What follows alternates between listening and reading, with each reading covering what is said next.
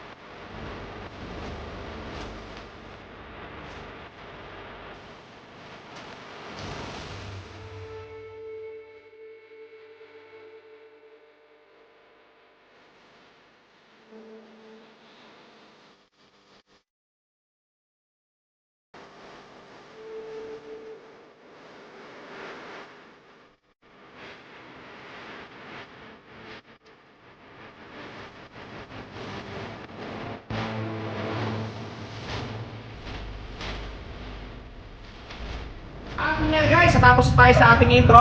Ngayon, pag-uusapan natin syempre ang computation ng unit na to doon sa simula sa pinakamaliit na down payment hanggang sa pinakamalaking down payment. Okay guys, Honda CR-F 150L 2024 computation to, February 16, 2024. Okay, suggested retail price ng ating unit is 147,900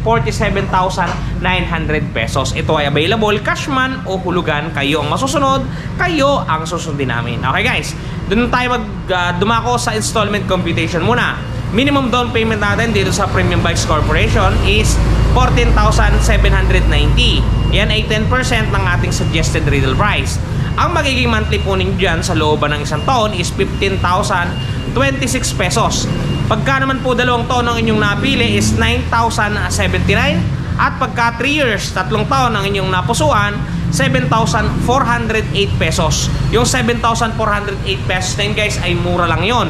Pagka i-divide nyo sa 30 days ng inyong pagtatrabaho, magtatago lamang kayo ng 246 pesos.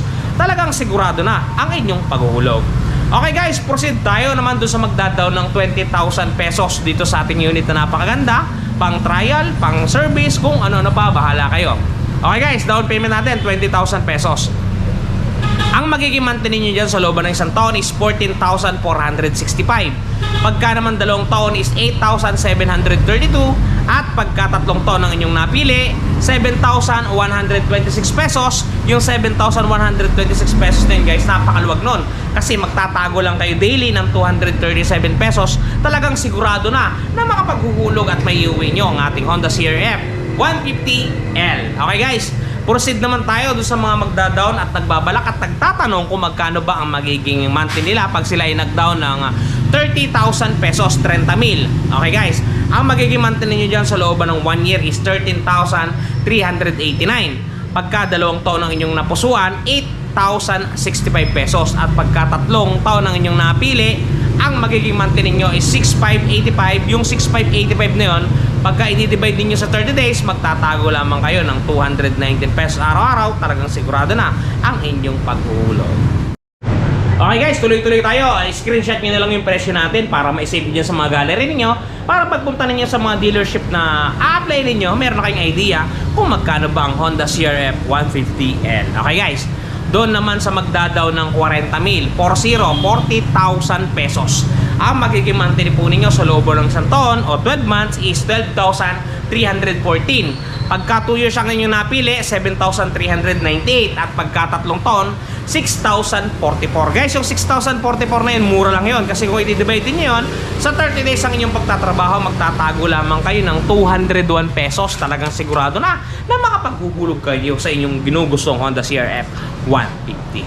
Okay guys, proceed tayo din naman sa magdadaw ng 50,000, 50,000 pesos. Ang magiging monthly po ninyo sa looban ng isang taon, 1 year is 11,238. Pagka 2 years ang inyong napili naman, 6,730 at pagka 3 taon is 5,503 pesos. Yung 5,503 pesos po na yun, pagka araw-araw nyo itatabi yun sa loob ng isang taon, magtatago lamang po kayo ng 183 pesos. Sigurado na ang inyong paghuhulog. Okay guys, moving forward tayo sa mga magda-down dyan ng 60,000 pesos. Yan, 60,000 pesos, 60. Ang magiging monthly po ninyo sa looban ng isang taon is 10,162.